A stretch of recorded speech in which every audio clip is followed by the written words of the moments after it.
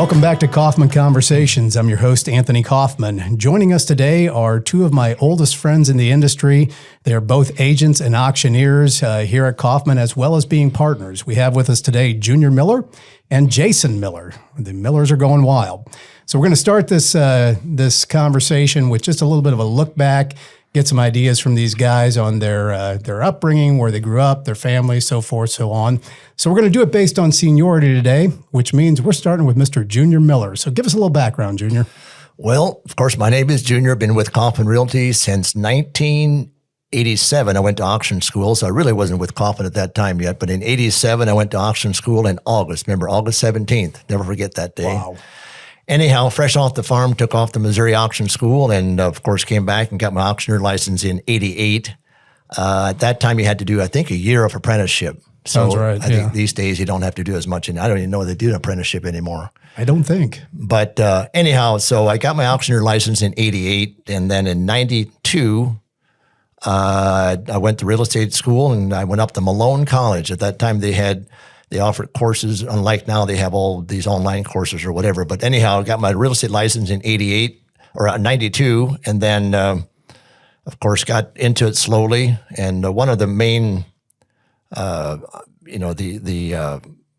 auctions that I worked at a lot to kind of get my start off was like in Mount Hope, just to get notoriety. And I figured out real quick when you're starting, you better get people to know you because I never forget it. The one day I was up at Mount Hope, I was selling produce underneath the old sale barn there. And then one guy came up and he said, "Who are you?" I said, "What's your name?"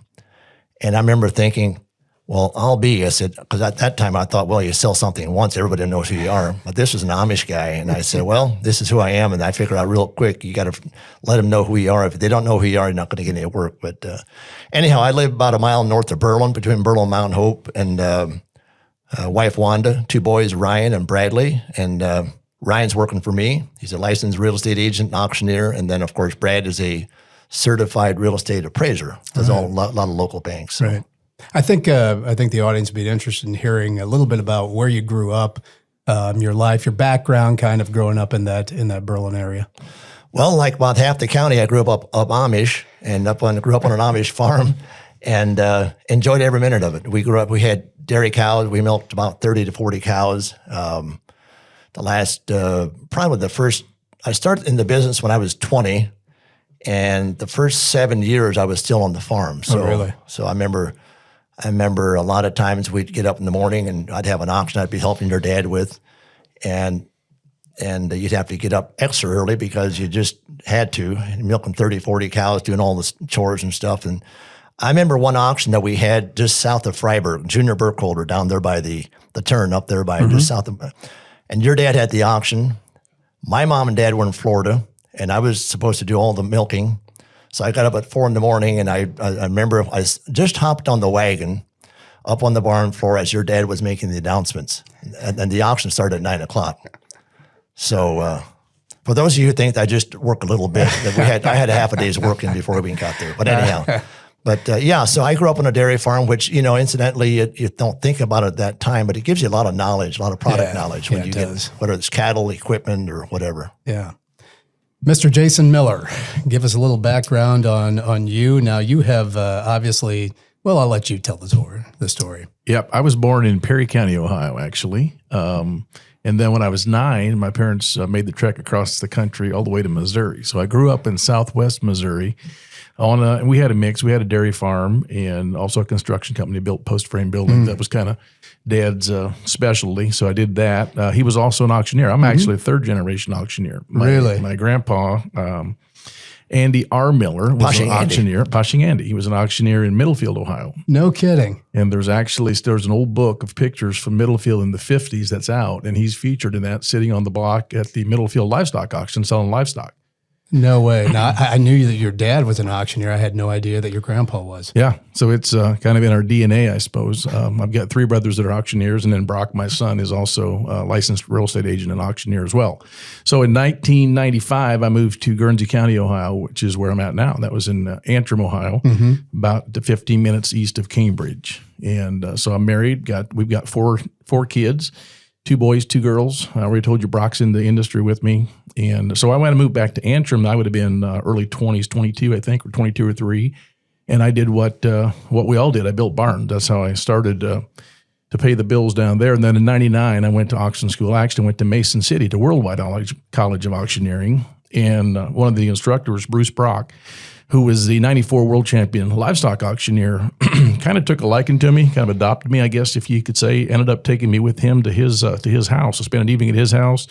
Then we did a real estate auction the next day. And then the following day, he took me to Minneapolis, Minnesota, where he worked at the wholesale auto auctions. And that was my first time being inside a wholesale auto auction. No kidding. Yeah. And so he hired me, got me hired there as his ring man. Straight out of auction school. He thought I had potential, and he didn't need me at all. They didn't need me at all. And I was flying to Minneapolis, Minnesota once a week. I'd fly out on a Wednesday morning, and I'd fly back Wednesday night, and they were paying me a whopping $250, and my ticket cost me $150. Oh, wow. Okay. Well, at least you racked up the airline miles. That's true. I did. Still have my Northwest Airline number from back in those days. That was in March of 1999. And so I did that, and then from there I got hired in Detroit, Michigan, and actually was on the block selling cars within 6 months of being out of auction school, just based right place, right time. And, they say all of life and all of business is about relationships, and I think the auction industry is even that more so. Right. If you don't, like Junior was talking about, you have to have help getting up to get the start going. So I did the wholesale auto auctions, and then in 2004, actually, I had a piece of land I wanted to sell in Guernsey County, and so I called Dave and Anthony to come down to take a look at it about doing a potential auction, and then they approached me about getting my real estate license, and so I did in the fall of 2004, and my first real estate auction was a farm in Londonderry Township, Guernsey County, and probably wouldn't have got that one, except it was my father-in-law, so he really didn't have much choice. But Dave obviously came down and sold it, and that was my onboarding for the real estate auctions. And I did apprentice under Dave, actually. I think I do remember that. Yeah. Now there was equipment at that auction too, wasn't there? Yeah, it was I a remember that. farm sale.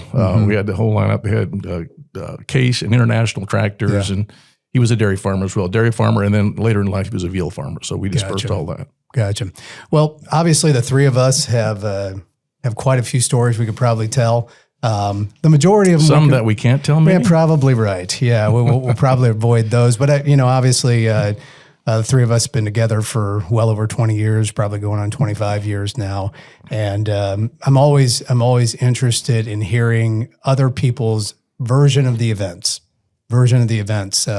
So I think what I want to do here is just kind of transition to talking a little bit about some of the stories from the early days, when we were out getting after it.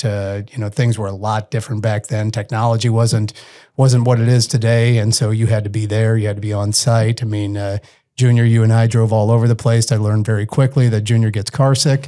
And so you better let him drive. I think I recall we were out in Mohican National Forest. And all of a sudden, Junior said, "Pull over right now." And I looked at him like, what in the world's going on? And then he proceeded to walk for about a mile while I drove beside him. So I do remember that. I also remember cruising to northern New York with Jason on occasion to sell some properties up there outside of that Holiday Valley area, wasn't it? Yep. Some of it was near Watertown. Some of it was in the Big Valley, New York. Yeah. We can get into that, but I'm interested to hear from the two of you, some of the events that you guys recall that involved the two of you, maybe the three of us. Let's start with Junior. You got anything that you can remember? Well, if you're looking for a funny story, I think I've got one that comes to my mind. If you bring it up, we had a sale down, I forget where it was at, down close to where Jason lives now, Antrim or somewhere. And it was your typical morning opening announcements. And of course, Jason was in charge of the auction. It was in Mount Perry. Get your Mount facts Perry. right. All right. Let me tell the story, Jason. Anyhow, so Jason's up on the trailer, and there's a couple hundred people out there in the crowd. And of course, he's large and in charge like he always is. And at the end, he's just getting ready to get the auction started. He goes, "Are there any questions?" And this guy close to the front he says something that Jason doesn't quite understand. And Jason, "Excuse me, can you speak a little louder?" He says it again. And Jason still didn't hear him. About the third time, he goes, "Your zipper's open." And you should have, we were standing all the way in the back, and I don't know which one of us laughed harder, but anyhow, Jason never got to the first item. He finished making the announcements, and I gave one of the auctioneers a mic, and off the trailer he came, and we had a good time with that. So that's one of the stories we'll always remember. Yeah. And nothing like a good dose of humility to start your day off with. That's right. That's Junior's version of it, and it's close. There's some elements of truth to it, but yeah, that did happen. That's pretty accurate. Not the greatest feeling in the world when you lean down and they say, "Hey, your fly's open," and you just have been talking for 7 minutes in front of about 250, mostly Amish. Yeah, I think I recall it. I mean, as soon as he heard that, he said, "And now I'm turning it over to my friend John Klein," and he stepped right out the back. That was the Sam Troyer auction down in Perry County. We actually did 3 auctions. It was for Sam and Jerry and John were the 3 brothers. They moved to Richfield, Missouri region, and we sold 3 farms there over about a 3-month period. I wish I had a camera to take a picture of your face when that guy told you that your fly is open. It was a that was one of those moments you should have captured. But yeah, that was good. That was really good. What about you, Jace? Well, I don't know what to say after that one, to be honest with you. Well, I tell you, I recall one, and this is just a segment of what happened, but you guys have to, if you know the Miller family, and when I say the Miller family, I'm talking Jason and all of his brothers, they operate wide open. Like there's, I mean, it is, you know, when it comes to like a vehicle, never buy a car that Jason Miller owned. I mean, I think we both go on that. I mean, they use them pretty hard. But anyways. That's why we drive Rams. Oh, is that why you drive Rams? Okay. All right. Good to know. But we were, Jason, we would run up to do these auctions on a Saturday that were in northern New York. And generally we would leave like mid-afternoon on a Friday, kind of depending on what the schedule was like. And we would, we'd head up there, do the sale, come home Saturday afternoon. So it was just a lot of drive and just go. So I get a call from Jason. He's like, running behind. I'm going to meet you at 8:00 at the park and ride. Now, keep in mind, this is before you could like order food on the road, anything like that. There wasn't an app for anything. So we get to the park and rides by 8:00. He said, "You're driving." And I said, "Okay." So I jump into his driver's seat, and he promptly picks up the phone and calls Carrabba's in North Canton, because we were going right by there. Orders himself a steak, all the fixings, and that's just the way Jason operated. We stopped at Carrabba's. He ate that steak. We drove like crazy all the way to Salamanca. And then the next morning, we got up and we were headed to an auction. He said, "Got to look at another property. Got to pick a guy up." So we drove, and we had this assumption that this was on the way, but it wasn't at all. It was an hour out of the way, and we drove. It felt like forever. Showed up, 15 minutes before the real estate sold? Something like that? It's your story, Anthony. Well, I mean, you for the sake of making it better, let's say it was 15 minutes before it sold. All I can tell you is if the direction you wanted to go was east and you were going with Jason, you just made sure you were going east. Yeah.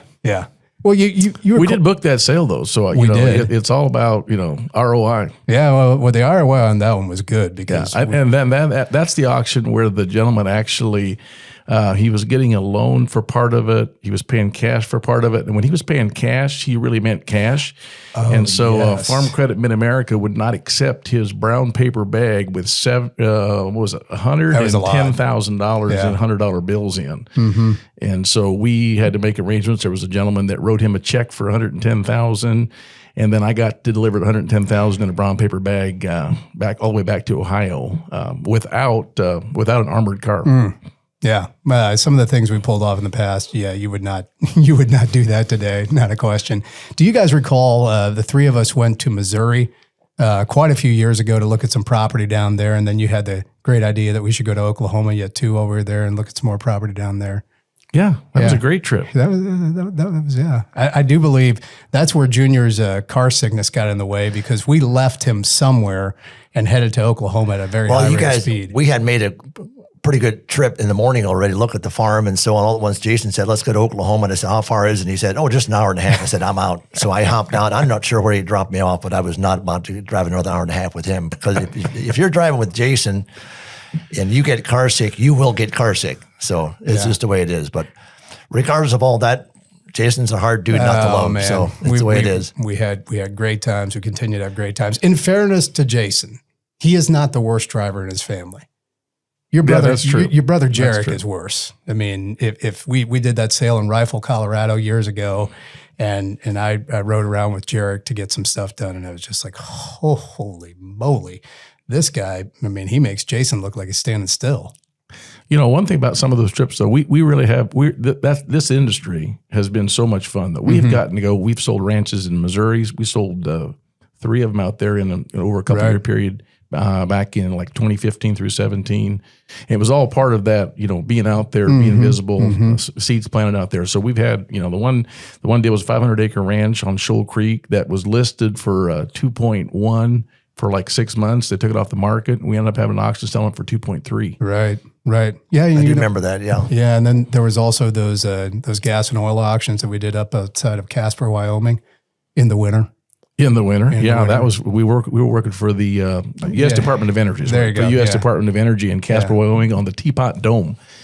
That's right. We had an auction in October, which is risky enough for Casper, Wyoming. So we doubled up. We got away with that one. Then we did one on January 14th in Casper, Wyoming, and had 30 degrees and sunny all day. Yeah, we sold like $2.3 million worth of oil field equipment.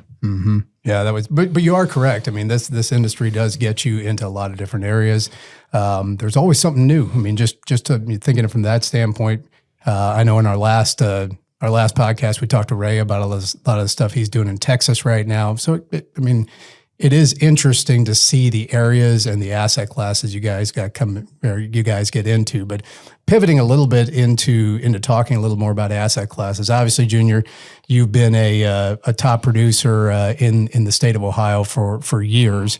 A lot of your business is going to be focused maybe a little bit more locally. Interested to hear from you just a little bit what trends that you might be seeing within the markets that you're serving. I know last night you sold a piece of property north of Mount Hope that averaged right at $80,000 an acre, which if you'd have told us that 10, 15 years ago, we said you're completely nuts. Well, I think our local market is probably as insulated from the outside. I mean, when I say local, you're talking Holmes, Wayne, and surrounding counties. It seems like the thing that I see is you've got a lot of it's very dominant in the Amish population, and that in itself creates higher prices because of travel and because of church districts and so forth and so on. And people that are not in the area won't understand that. But we've seen that, and it's really come into play the last probably 5 to 10 years, more so than ever. Yeah, you hit on something that has not been brought up before, but a lot of people that they don't maybe understand the nuances of markets that you get into.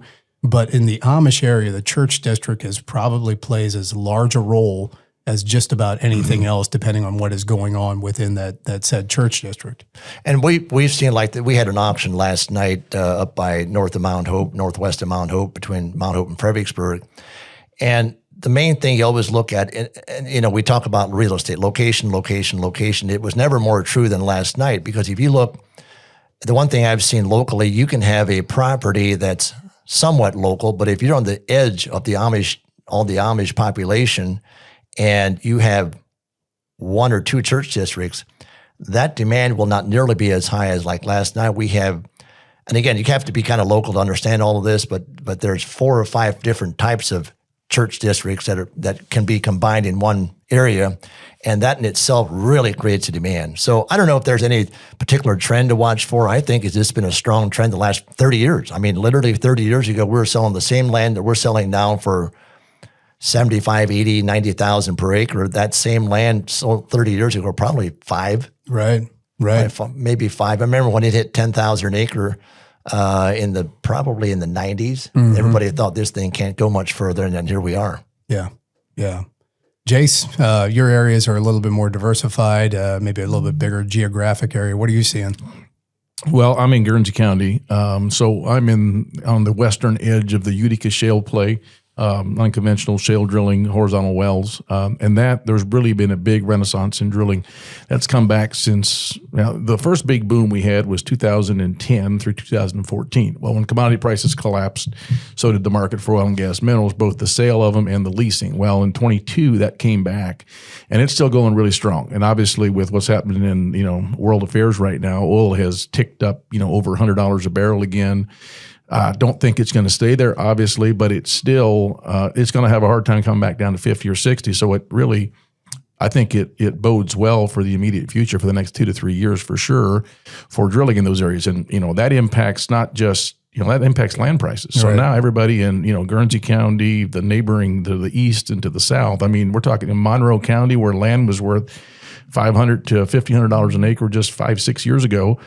Now that land without mineral rights is selling for, 3,000 to 5,000 acres because everybody locally has gotten oil and gas money, whether it was leasing or royalties, et cetera. Well, what do? They buy more land, more cattle, more tractors, et cetera. So it's really picked up, land again. You don't get land with mineral rights anymore in the southeastern Ohio. It's really, really rare.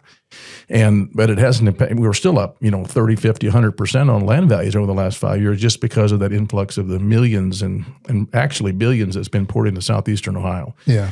So, now there's the market for selling oil and gas mineral rights is back too, which we do a lot of. And matter of fact, Kaufman Realty, we pioneered that in 2012 in Ohio. We were the first to sell oil and gas mineral rights at auction.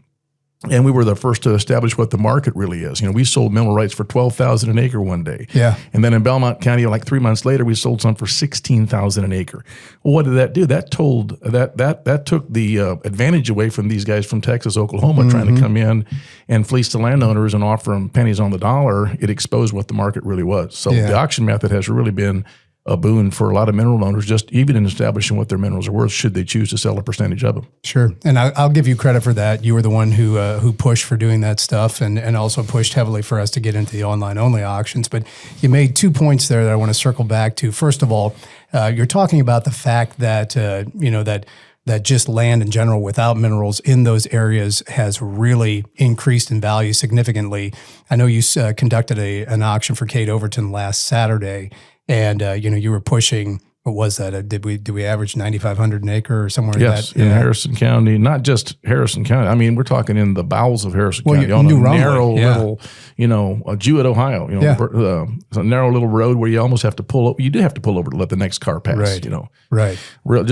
Actually, interestingly enough, that's about 5 miles from where General Custer was born. Just going to bring that up. Yeah. He was the birthplace of Custer. Exactly right. If you go through New Rumley, there is they've got that little shrine to him where General Custer was. But the other thing that you said there, and I want to get a little bit more of your thoughts on this. You mentioned what is going on, obviously, in the Middle East as far as how it affects the gas and oil market. Are you, you're heavily involved in that. Are you seeing that translate into more exploration, more boots on the ground as far as leasing? I know that obviously they can't react immediately to things that are happening, in the Middle East, but are you seeing more activity based off of that? Well, so what's happened, the play is kind of divided as far as, north to south. The play runs about 120, 30 miles as far as what they have delineated as viable to drill the Point Pleasant Formation of the Utica Shale, right? Further west you go, the heavier it is with oil and liquids. Mm-hmm. The further east you go in Ohio, all the way to the river, like Monroe County, Belmont, and off the river up into Jefferson, et cetera, it's dry gas. It's 100% dry gas. When you move over into, let's say, western Guernsey, Noble County, Tuscarawas County, you have a mix of, it's about 50-50 mix of oil and gas. Well, so when commodity prices, natural gas swings one way or the other. If natural gas is down, they move west because they want to pick up more liquids, more oil. So, yeah, we had in the past 6 months, we'd seen a significant shift, everybody moving back east and north to get into the dry gas. Oh, really? Now, I think with this readjustment of oil prices, they can be pretty nimble as far as flipping where, we were going to drill these units, but hey, we're going to go west 2 counties because oil is now, we want to take advantage of that opportunity. Now, on the note as far as natural gas, I believe the natural gas demand is going to explode over the next 5 years. Already is starting, and in part because of all the data centers that are being built, the AI data centers, those are complete energy hogs. And so the oil and gas companies are now starting to partner with the companies that are building the data centers to provide gas, and those the big AI data centers will bring in their own power generation because they're putting too much stress on the power grid, which makes electricity bills go up, which makes data centers public enemy number one if the consumer is paying more for their electric. Right. So now what they want to do is hook on what they call behind the grid, meaning it doesn't run through AEP or your local cooperative. They want to actually power their own generation because one data center, a large-scale data center, takes the same electricity as 1.4 million single-family homes annually. Are you serious? So we're talking significant. Right. And so that's why the natural gas, the outlooks and the futures for natural gas is for the next 10 to 15 years is pretty big. Until hydrogen, until they start doing it with, nuclear reactors or something to power energy, natural gas has a really bright outlook. Do you think, is there a specific window that you see guys looking in more? Are they looking, you mentioned that the dry gas will trend up when oil's down and vice versa. Do you, of those three different, let's look at it, three different formations, are they more heavily invested in one formation than another? Well, it's the same formation. It's just basically the further east to west, there's a big difference in dry gas, what they call a volatile oil window, which has a lot of your natural gas liquids. You got all your different anes. You got propane, all that stuff is in there, and then the wet gas, and then you have the oil, the heavy oil. The problem with drilling the heavy oil is they haven't really got the best technology to get all the oil extracted if there's no gas there to push it up. So if they can be in that sweet spot where there's still enough gas there to bring the hydrocarbons up to the wellhead, that's kind of where they want to be. They want to do it. So a lot of these guys will hedge, and plus they have contracts 3-4 years out, commitments. They have to produce so many billions of BCFs of gas. So that dictates somewhat where they drill, even more so than commodity prices. But when that one commodity is up, they definitely will follow that. And there's about a 6-month tail wag when they dart after that. Okay. Junior, I know we saw this there for a while. Are you still seeing, maybe not as much, do you still see a lot of people that are retaining their mineral rights when they're selling this rural property? In this area, no. I mean, very, very seldom that we have it in the Holmes County area. And I mean, it's obviously it's not here. I think, and Jason would know a lot more about this than I would, but I think eventually they'll get the technology to extract even what's here. But I think that's probably not in our lifetime. I don't know. There's too much low-hanging fruit out east that I don't think that'll happen now. But there occasionally we'll have some people that want to retain them. And it's always retention of oil and gas rights in this area. It's hard to put a value on the rights because there really is no value. It's almost worth more intact than separate right now. And that probably will change someday, but who knows when. Right. It's more of an intellectual value. Right. It's kind of a safety net, if you will. A lot of times when we do in the southeastern Ohio, where I work mostly, it's almost unheard of selling your minerals. If you do, they're offered as a separate entity. So you have an opportunity to purchase the land and put the minerals back to it. But generally with what the commercial mineral buyers will pay, the person who wants to buy the land to enjoy it for what it does, whether it's raising crops, whether it's hunting, whether it's cattle, whatever, they're not going to pay that $10,000 an acre or $18,000 an acre to put the oil and gas rights with that, because they can do whatever they want with the land anyway. Has nothing to do with the gas. If I can get it at no extra cost, why wouldn't you? But when they see what it's actually worth, then they say, okay, well, I'm just buying the land. That's why when I do a land auction in let's say Guernsey or Monroe County, if the minerals are with it, I'll sell the mineral rights first, so that they know even if I'm going to package it, do a combination of all, I'll sell the minerals first. That frees up the land buyer who thought he had a chance to buy the minerals. When he sees what they brought, he says, okay, well, I'm out. I'm just going to buy the land. Now they put their best foot forward on the land. Mm-hmm. Okay. Yeah. I know that for us in Ohio, the idea that minerals would not be a part of the surface was a bit of a rarity. But in truth, I mean, that's been happening in places like West Virginia for well over 100 years. I mean, they've been separating those things out for many years. Regardless what side of the fence you're on there, in the end, it's up to the client and maximizing the dollars for the client and how they want to do that. So that is interesting to hear. And we do also typically try to make sure that the seller only retains the oil and gas minerals, not coal, gravel, et cetera, because that directly impacts the surface. So all surface rights, anything. So basically we'll say oil and gas mineral rights are being retained or being sold separately. All other minerals owned by a seller to transfer with the property, because it gives you that extra level of safety and rest. Yeah, that's a great point. I think when people hear mineral rights and such an all-encompassing thing, especially depending on how that lease or that retention is written up, the idea that they could access and enjoy when you have be it coal, be it gravel, limestone, things like that, there is a concern when something like that arises. And generally, I would say that it's very rare that we've seen that type of reservation. At least here locally, wouldn't you agree? Well, locally, what I've seen, we did it a couple of times here 10 years ago when the first wave came through in 12 and 13. A lot of the landowners were, at that point, didn't know for sure how quick that would happen in this area. So what they did is it retained maybe half the rights for a timeline. They put it in for 20 years. That way, if in their lifetime it happened, they can still get it. And that seemed to work pretty well because it was not a perpetual reservation. It was and that was specific to gas and oil. That was not including other. Just gas and oil. So that way, a farmer sold his farm and he was 65 years old and he's thinking, well, I'm just leaving everything on the table. He retained them for maybe 20 years and doing the math, thinking he's 85. And if it happens before that, and if not, no problem. It seemed to work. So there's not a whole lot of that being done now anymore, but that was done right at that first surge. That first wave. Yeah. So from both of you, I'd like to hear some tips on, you've got a seller, and they're considering this.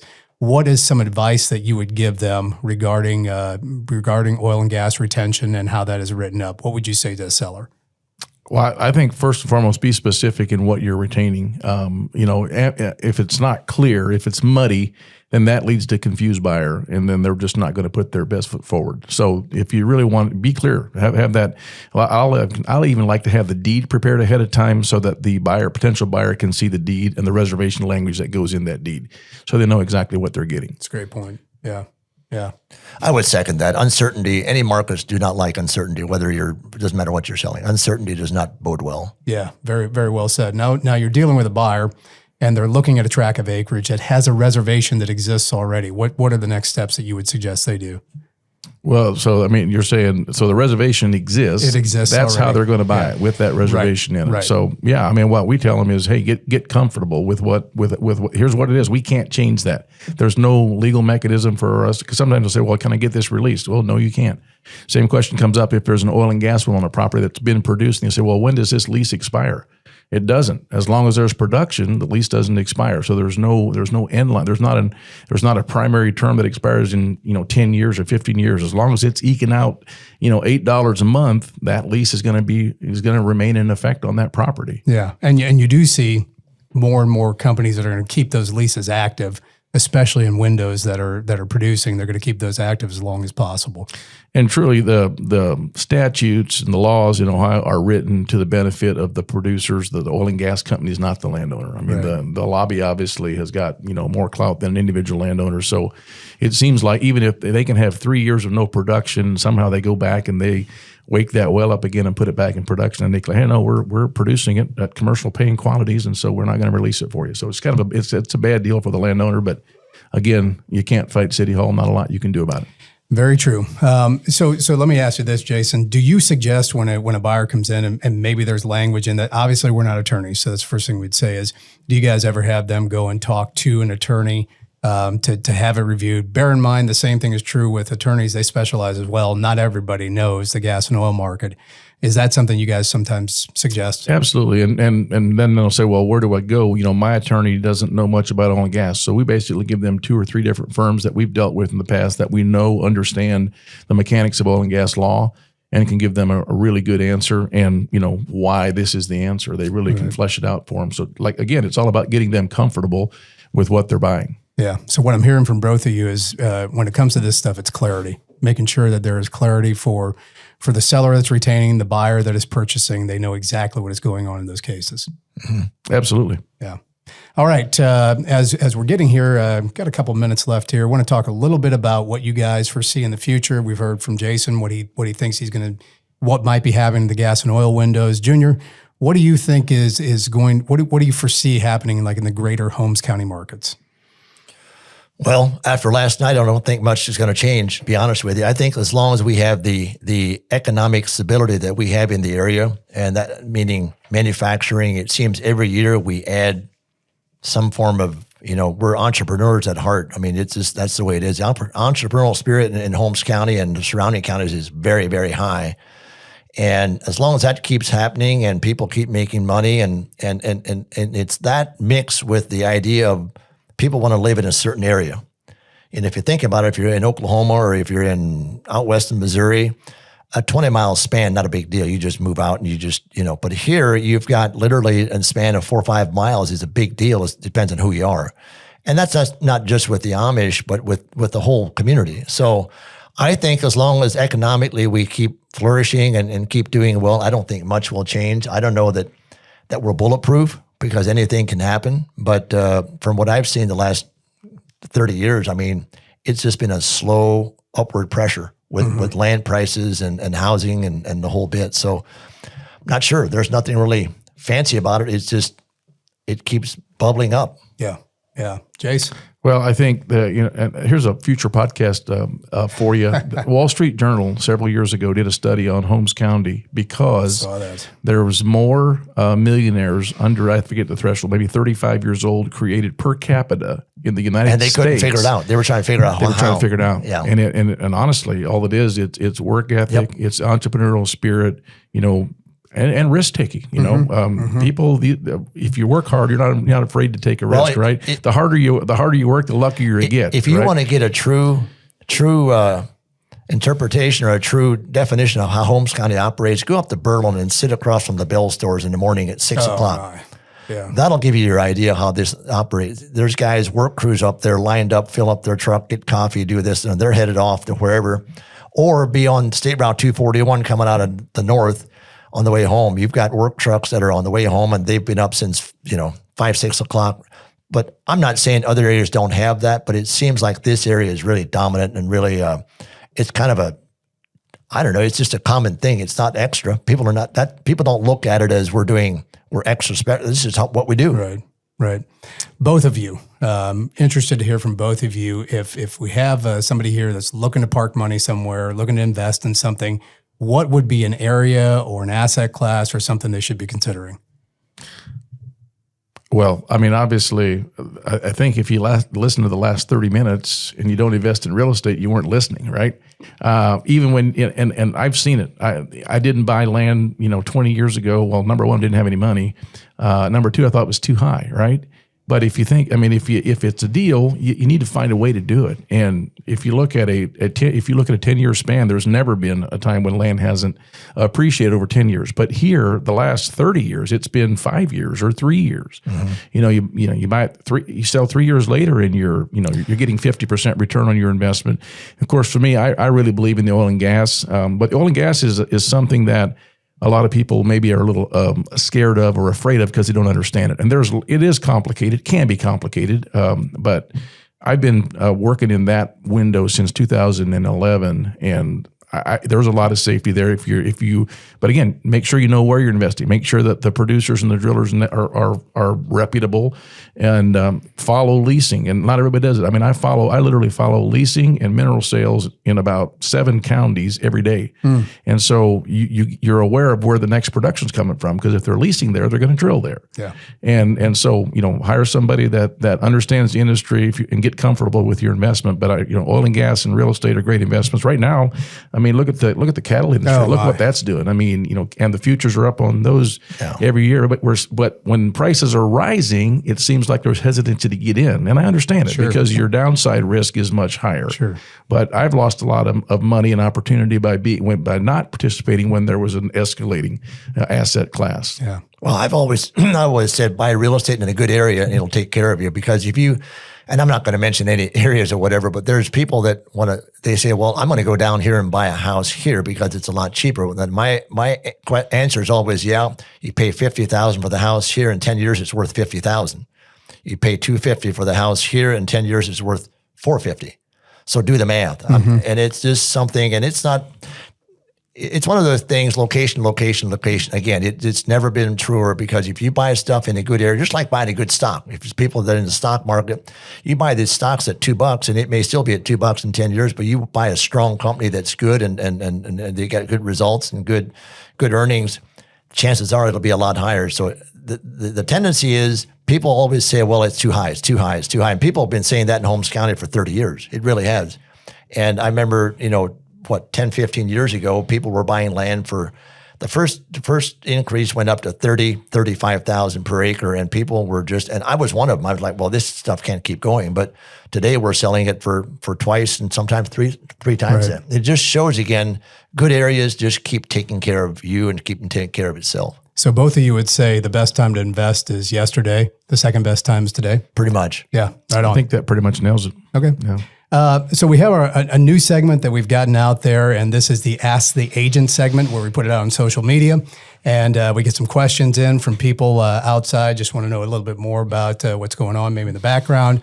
And I just want to put a plug in for this. We send this out. You'll see it on social media. There's also the ability to contact our office here in Sugar Creek, call in, ask for Lydia Weaver, and she'll be happy to get your question answered, or asked, I should say. Got a couple questions today. We're going to start first of all, and I believe this came from Instagram, Linda Troyer 86. Linda Troyer 86 would like to know from both of you, what is your best memory from your years as an auctioneer? Jason, you go first. I want to think about that a little bit. Yeah, thanks a lot, Junior. The old guy throwing it to the young guy over here. Thanks, Dad. That's the fun fact. So when I'm traveling with Junior, I tell everybody that I'm with my dad today. Well, they can tell which one's more mature, but go ahead. Yeah. So memories. Wow. That's the older you get, the more of those you have to sort through. I don't know. Honestly, probably my best. The warm and fuzzies I get from the auction industry we're at heart, we're problem solvers. Sure. A lot of times we get into situations where it's not ideal for the seller even. And sometimes it is, right? It's a sale because they want to and there's opportunity. But we get into situations where, I remember we had a bank deal where we sold a real estate. This was down in Muskingum County. And that loan officer was, she was going to lose her job. And this thing turned around, ended up, they got $200,000 more than the default judgment against it. So the seller, actually, the original owner got money back. She still has her job, and the buyer is just delighted with the property that he got.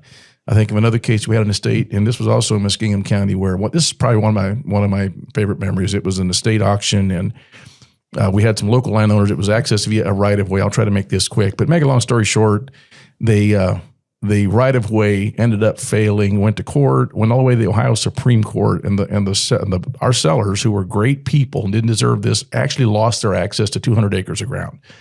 So I saw where this was trending, and I actually went and sent a landman in that works for an oil and gas company, and he bought a 9-acre property next door that gave them frontage. The seller, she didn't even know that we did this, but we went in, we bought that.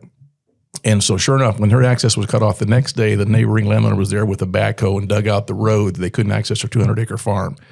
Well, we had already had the 9-acre spot next door, which was previously part of their farm. So that just felt really, it was like a gotcha, Yeah. And we solved their problem. And the commission on that is, we have to feed our kids. I like commission checks, don't get me wrong, but I get more satisfaction out of solving problems and having a solution to an issue than I do cashing a check. Yeah, I agree.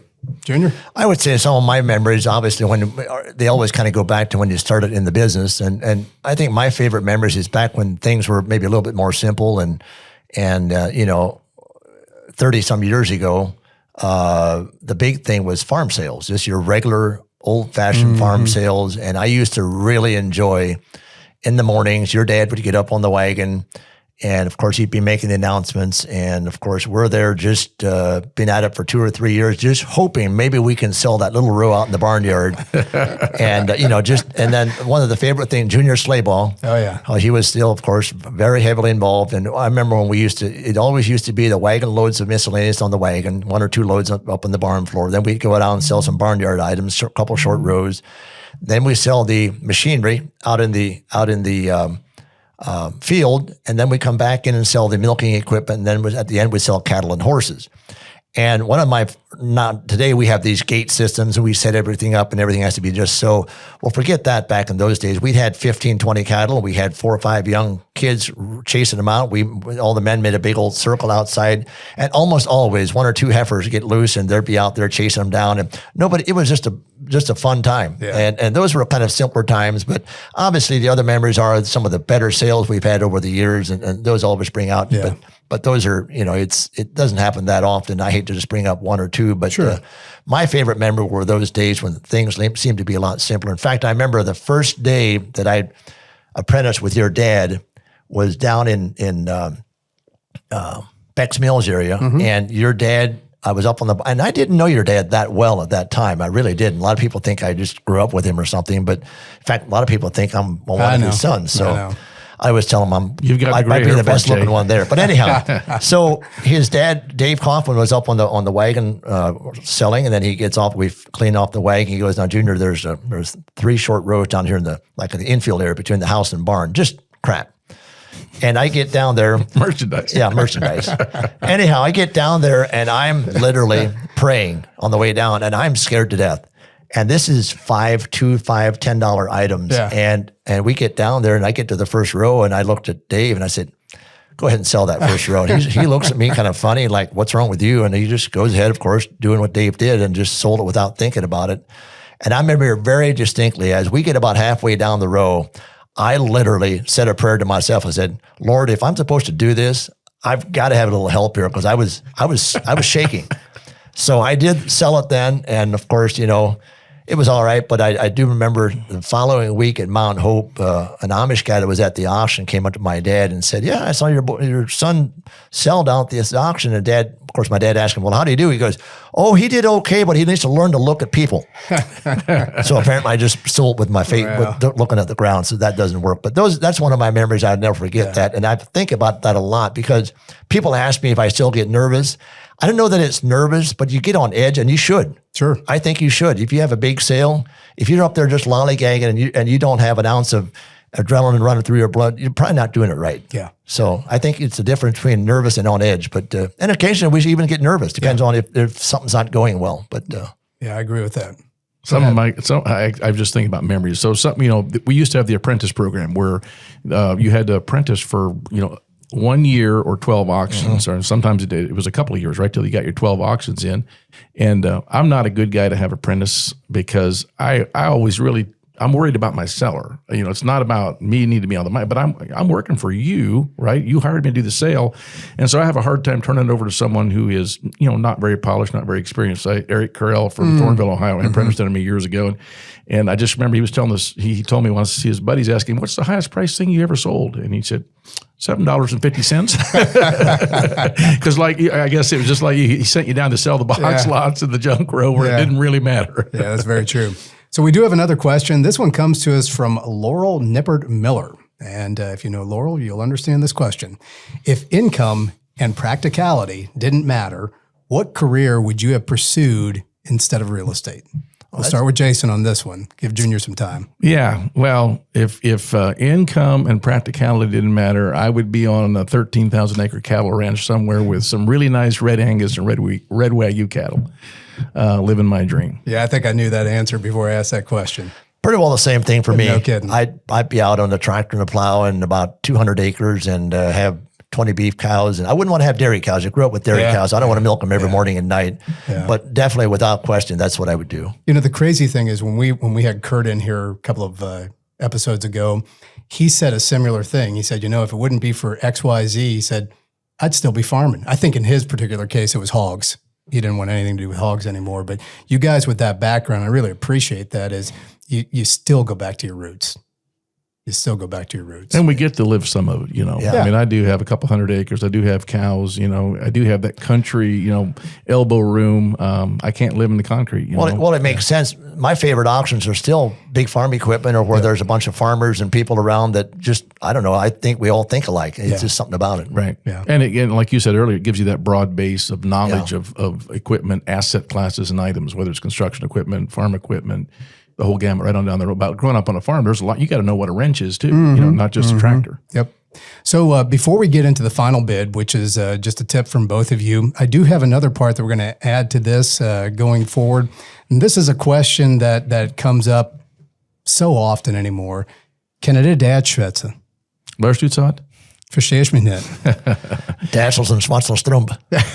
You know, that's I like to do that when an Amish guy calls me, and you can generally tell by the accent that they are Amish or speak Dutch, you know, and so that's usually one of the first questions they ask, "Kannst du Dutch?" And I always say, "What did you say?" And just to kind of throw them off, and then I come right back. Absolutely, been to Dutch is Hopperstro. We have contemplated the idea of maybe in the future doing an entire podcast in Pennsylvania Dutch. While I know that it'd be easy for a lot of the guys, and I can speak it fairly well, understand everything, I do think that for a half hour, 45 minutes of continued conversation, it might get a little ecky, you might say, something like that. You know, interesting on that, talking about, I had an auction years ago. It was a children's auction, just a family auction down by Charm. And this is probably 20 years ago. And the family asked me to come down, just sell for them. And everybody there was Amish. So me, of course, I didn't try to sell in Dutch. Of course, I would never try that. But when I got up and tried to explain how we're going to do things, I started doing it in Dutch, just thinking it's going to make it easier. It was really difficult. Yeah. Because I was so used to do it in English, and my mind, when I was in that position, did everything in English. And I just, after the first 30 seconds, I was like, forget this. Yeah. And so, yeah, it's not as easy as you think once you're so used to, even after you grew up with it, your mind has been trained otherwise in certain parts. Sure. Well, in this industry, if you're going to live in Ohio, you don't have to speak Dutch to be successful in real estate, clearly. However, it's helpful. If I'm competing for an auction with another firm and it's an Amish seller or someone who speaks Dutch, it's just like if I'm in France where there's almost zero English spoken, you find someone who speaks good English, it's like being at home. 100%. My memory was jogged. I got the privilege to go to St. Jude's Children's Research Hospital in 2015 in Memphis, representing the National Auctioneers Association. We did a children's auction there, and there was an Amish family there from Wisconsin, and they're in there with their child. And we were taking a tour of the hospital, and we ran into him, and I just walked over to the side, and I started speaking Dutch to him. And the way his face lit up, I mean, it was just like a glass of water. It was a kiss from home. And it's amazing what that does for you. So I am extremely grateful that I have the language, that I can speak it. And I'm proud of it. Yeah. So I'm going to give you guys just a second to think about it. But what you were saying there, Jason, jogged a memory in my mind. This is probably 5-6 years ago. My wife, Julie, and our oldest daughter, Lexi, and I, we were hiking the Grand Canyon. So we started out early in the morning, got almost all the way to the bottom, and all of a sudden I heard this like chatter behind us, and I could not figure out. I was like, that is not English. What is going on here? At the bottom of the Grand Canyon, here come 3 Amish guys. There's a father and 2 sons, and they were hiking the Grand Canyon, and they came up to us, and I did the exact same thing. I started talking Dutch, and like you could visibly see that protective barrier just go down. Right. He ended up being from Southern Ohio. Go figure. He knew who Dad was. He knew the whole story. And then in typical Amish fashion, he shot out ahead of us. We never saw him again. So that was my little tidbit. But as we finish up today, we're going to finish up with our segment called The Final Bid. And that's just a tip. It can be about real estate, can be about anything, but something from our guests today. I'm going to start with you, Junior. What's your final bid? Well, in our industry, and whether you're in the business or just on a personal level, I think it's very important that when you deal with people, like in our business, we're very much in the spotlight, number one, and we deal with a lot of different personalities. And I always think about, in our business, of course, you got to know what you're doing. I mean, that's number one. You have to know your business, know your product, know your value. But I think above that even, it's also very important to read your room and be likable. And there's a saying that says you can be right or you can be happy. And you don't always have to be right or prove you're right. I think sometimes in this business, we tend to go that way a little bit, make sure they all know that, hey, we know what we're doing, this and that. But I've made the comment to a lot of young realtors is at least be accommodating. If they don't like you, it doesn't matter how smart you are and how good you are. If they don't like you, they probably won't get you to sell their property. That's a true statement. So that being said, you don't just want to, just go through life and try to make sure everybody likes you. But that's very important. If people are not comfortable with you, and a lot of times, and I'm sure you guys have done this, when you go into these meetings and talk to people, sometimes you got to talk about anything but what you're there for. And that's not really trying to disarm them. That's trying to make them comfortable with you. We've all seen Dad do it. And he was a master at it. That's where I learned a lot of that. Yeah. So I think it's important. Yeah, we need to know our product. We need to know what we're doing. That's very, very important. But it's also important to have people be comfortable with who they're dealing with. Well said. Well said indeed. Well, yeah, so I guess a couple of my, principles I like to live my life by. I said it earlier. All of life and all of business is about relationships. And sometimes I by nature, I'm more transactional than I am relational. Mm-hmm. Like I'm on to the next. Okay, that one's done, on to the next. But that's not really how you set yourself up for long-term residual, repeat customers and income. And I think the second thing is, don't think you have all the answers. When you go into a meeting, I don't care what profession you're in, it doesn't have to be this industry, but listen to what your client wants to say, because you might discover what actually the problem is versus what you think it is. And I just had an agent, matter of fact, this past weekend, I was talking to the seller after an auction, and the seller said, well, she listened and I felt she listened to what I had to say. And that's why I was comfortable with hiring her. And they were ecstatic after the auction, but the sale was made because she listened. And a lot of us type A guys, we have the solution, right? Shut up and listen, because it may not be price. And we always think price is the driver. It could be a myriad of things. Sometimes it's timing. Sometimes it's, closure. It's conclusion of an ongoing mess that's been going on forever. So listen, and just remember that all of life and all of business is about relationships. Great. Appreciate it, guys. So thanks so much for tuning in. We're going to wrap it up here for Kaufman Conversations, and we'll catch you at the next one.